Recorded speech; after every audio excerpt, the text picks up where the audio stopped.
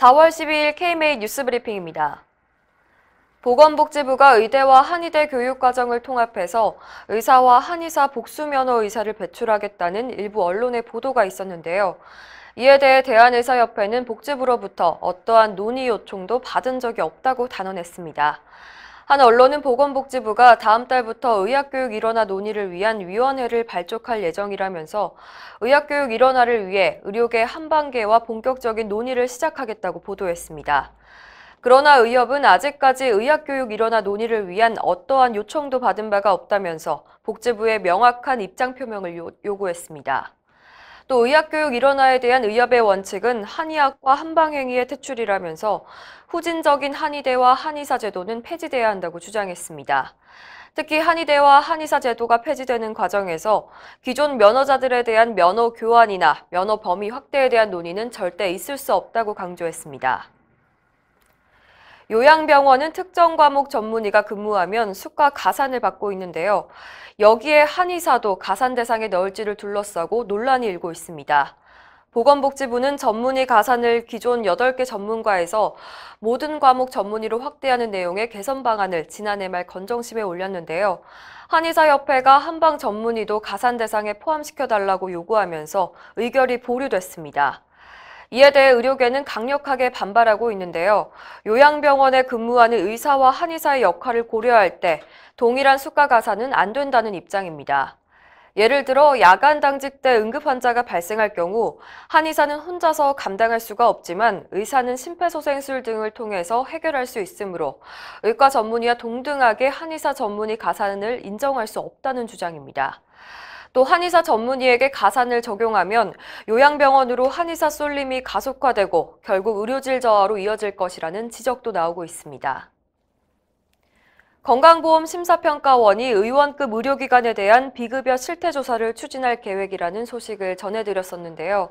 의원급 의료기관의 비급여 가격을 낮추고 횟수를 통제할 것이라는 개원가의 우려가 커지고 있습니다. 심평원은 전국 의원급 의료기관 3,000곳을 대상으로 비급여 실태조사를 확대 진행하겠다고 밝혔는데요.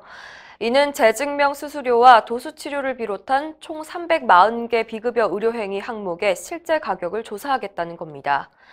의료계 관계자는 단순히 수가조사가 아닌 의료기관의 비급여 진료 건수를 알기 위한 것으로 추측된다면서 이를 통해 전체 의료비를 추계하기 위한 것으로 판단된다고 전했습니다.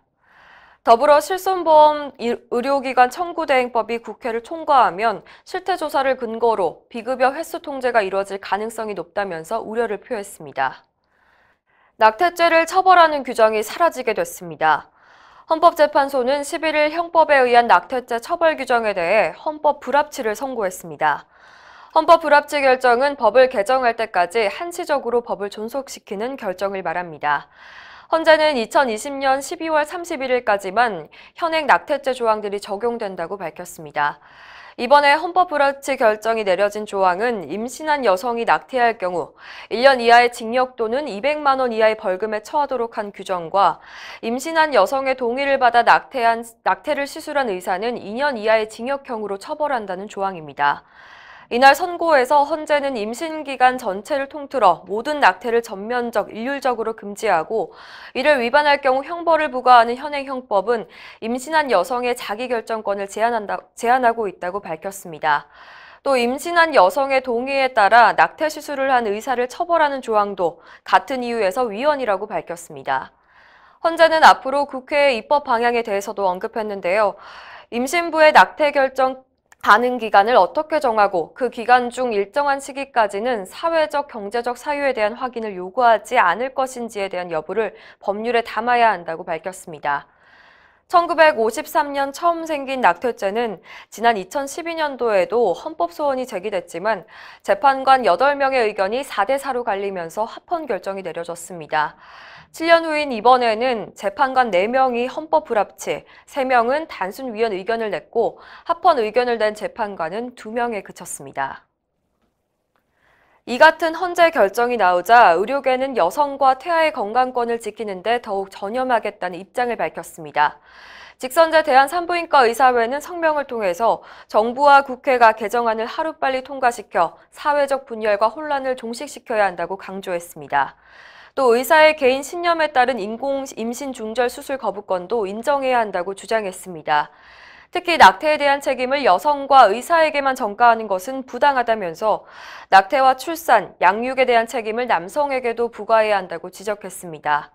산부인과 의사회는 법률 개정 과정에서 전문가로서 의견을 적극 개진하겠다면서 여성과 태아의 건강권을 지키는 데 전념하겠다고 다짐했습니다. 이상으로 뉴스 브리핑을 마칩니다. 자세한 사항은 의협신문을 참고하시길 바랍니다.